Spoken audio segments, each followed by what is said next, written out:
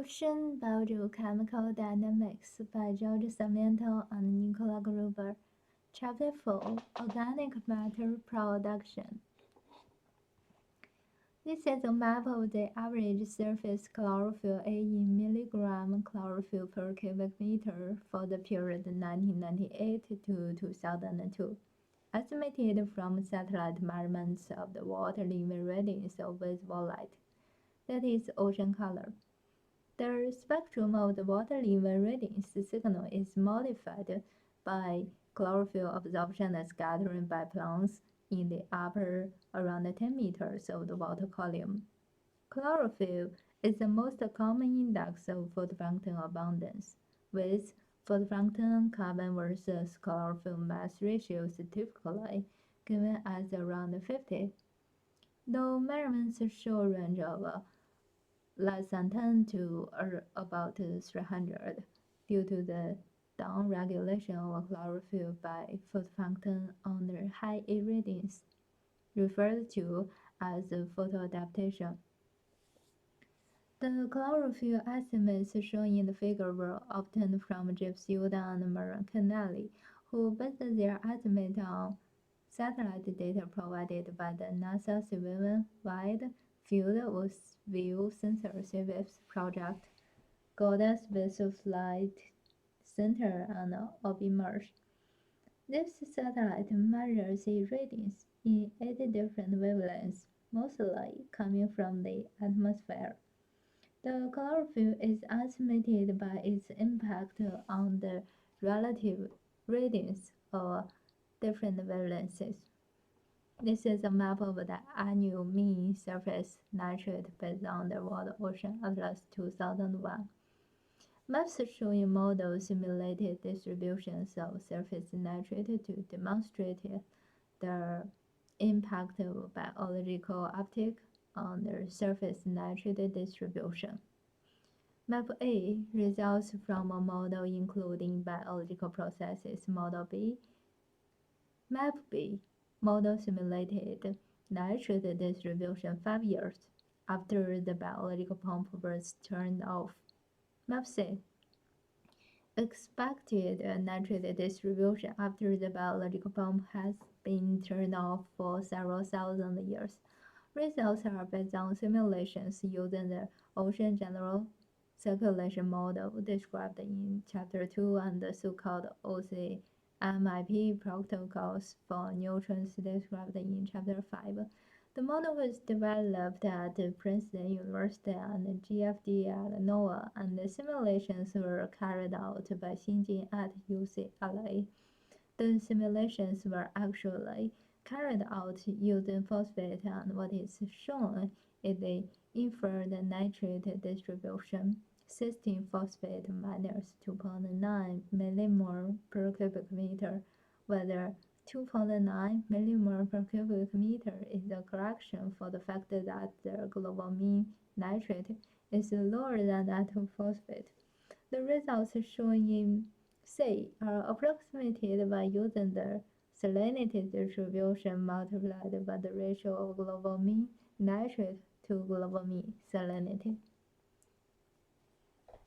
This is a schematic diagram representing the primary processes that are sought to determine the surface nutrient concentration and associated production and export of organic matter and recycling efficiency of the ecosystem. The different branches of the diagram indicate different regimes that are discussed in the test, with the final oval and branches of the oval representing the consequences of each regime for the surface nutrient concentration, biological productivity, ecosystem structure, and recycling efficiency. The EF ratio is a composite indicator of the export efficiency of organic matter in the surface ocean as measured by the F and E ratios defined by equations here. And F ratio equals new production over primary production. That is new production over new plus regenerated production. Or The new production includes nitrogen fixation plus nitrate uptake excluding nitrification. And this regenerated production equals the uptake of NH4.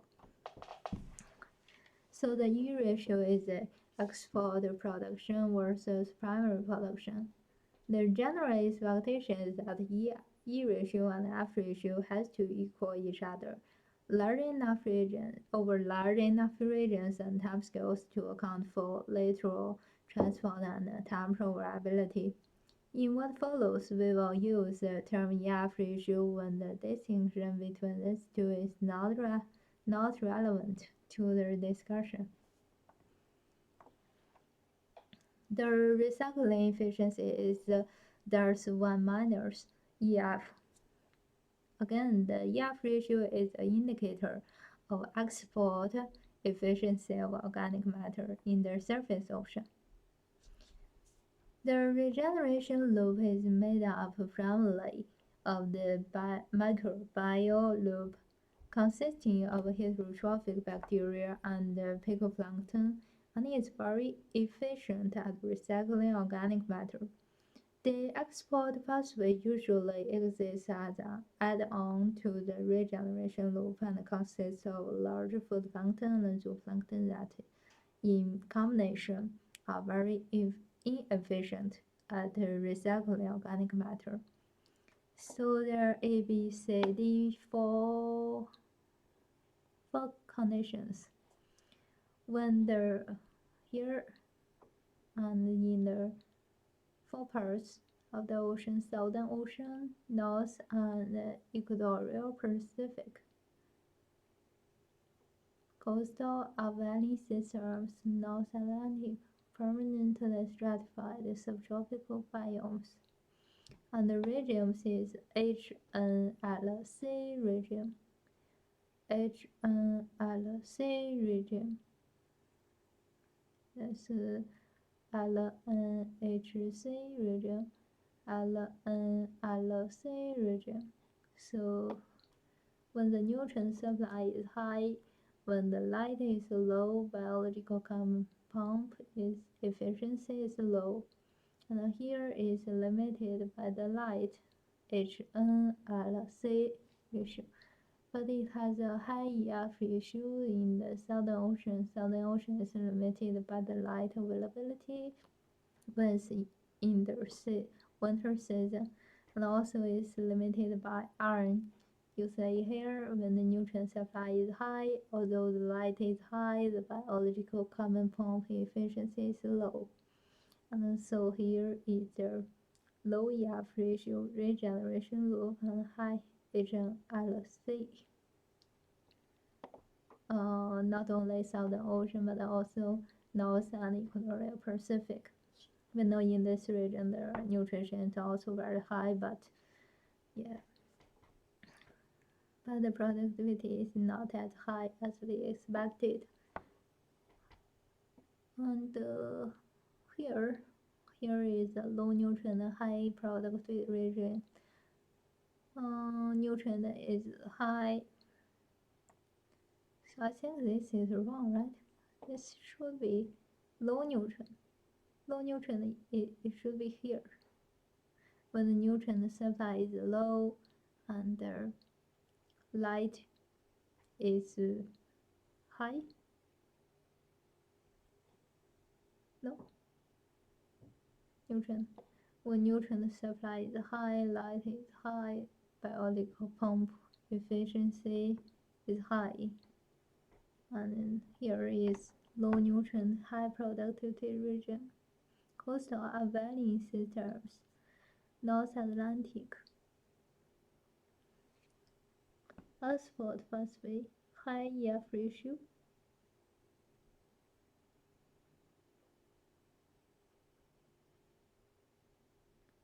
Oh, I think, not here, but here, there's a typo. It's a high nutrient, high productivity region. High, here, high nutrient, high productivity. When the nutrient supply is low, light is low or high, the biological pump efficiency is low or high. The low nutrient, low productivity regime, low EF ratio, permanently stratified subtropic biomes. So here it's high nutrient, high productivity regime. This is a map of the simulated annual mean upwelling velocity from the P2A ocean general circulation model described in Chapter 2. Upwelling is positive and downwelling is negative. Upwelling region. Here, upwelling. Southern Ocean. And in East Pacific, upwelling. Here, upwelling. Here, Africa, upwelling. Downwelling is upwelling in Indian Ocean. Downwelling, gyres.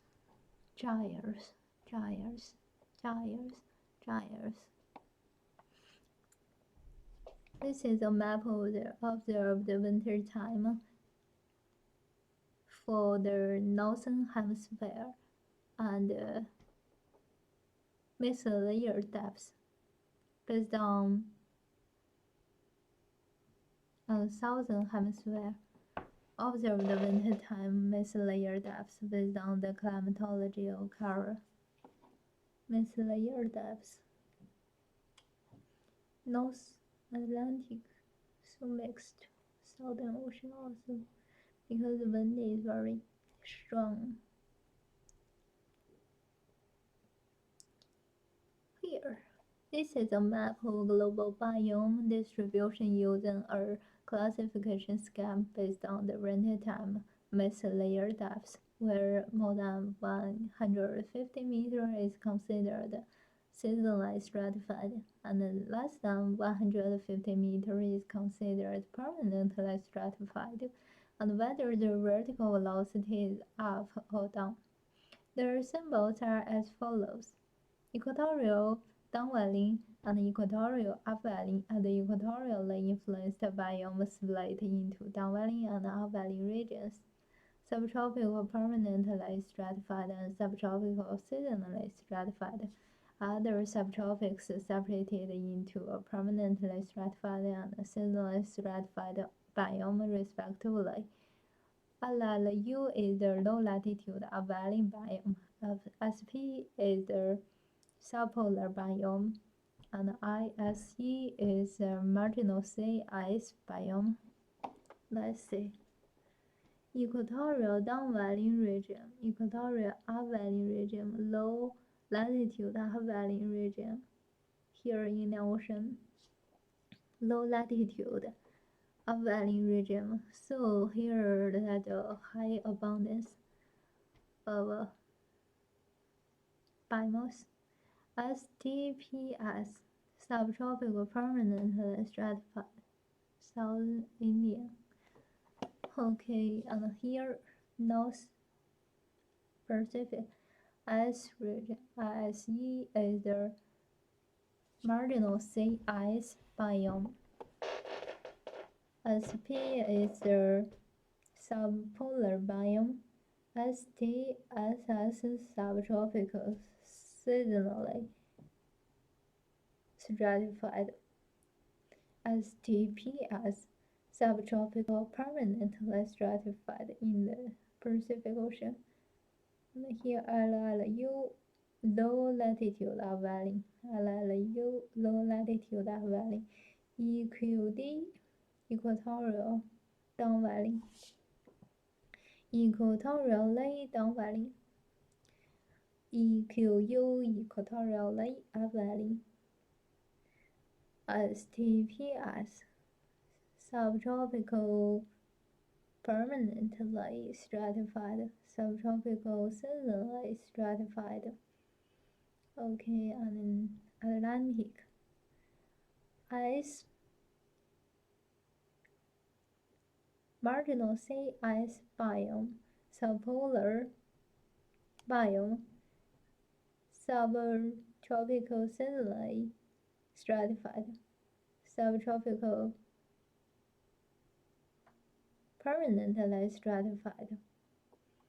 And then here EQD and EQU, equatorially down valley, equatorially up valley, LLU low latitude up valley, SP subpolar biome, STSS subtropical seasonally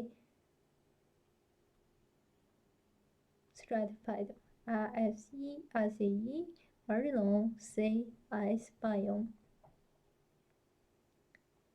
There are two maps. Map A is an observationally based estimate of the biological pump efficiency based on the mean nitrate concentration in the 100 to 200 meter depth range versus that in the 0 to 100 meter range. Efficiency equals deep nitrate minus surface nitrate versus deep nitrate, as defined in the test based on data from the World Ocean Atlas 2001. An estimate of the fraction of primary production that is expected as a particulate organic matter from the surface using the surface chlorophyll concentration and temperature based on the empirical algorithm. EP ratio equals a maximum value between 0.042 and this mean value. The function of temperature and chlorophyll.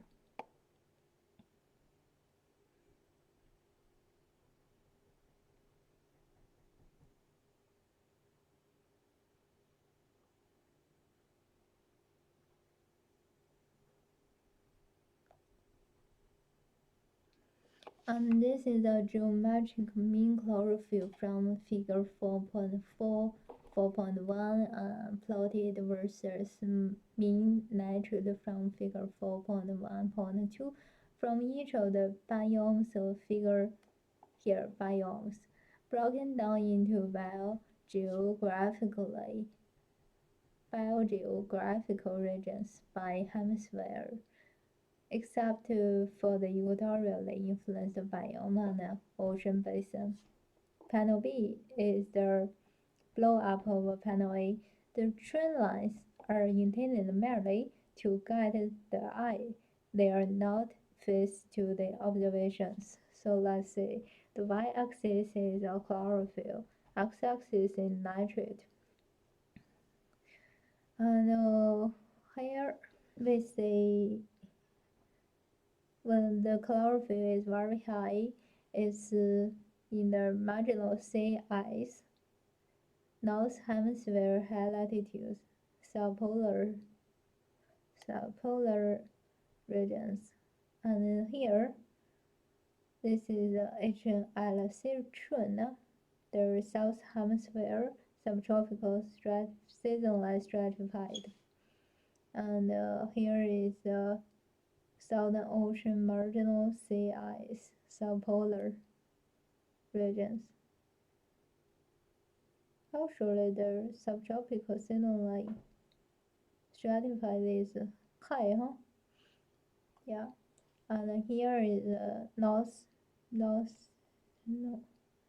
HNL Sichuan, North Pacific, North Hemisphere subtropical seasonally stratified 0.3.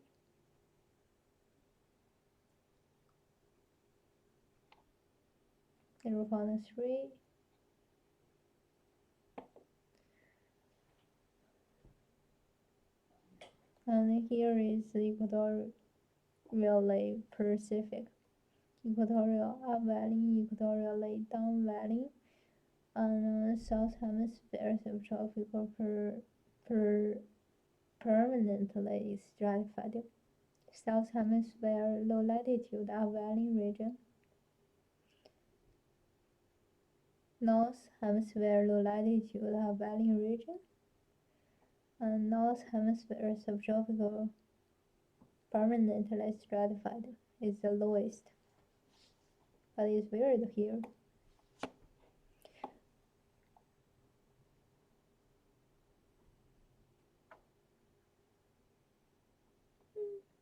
Okay, the end.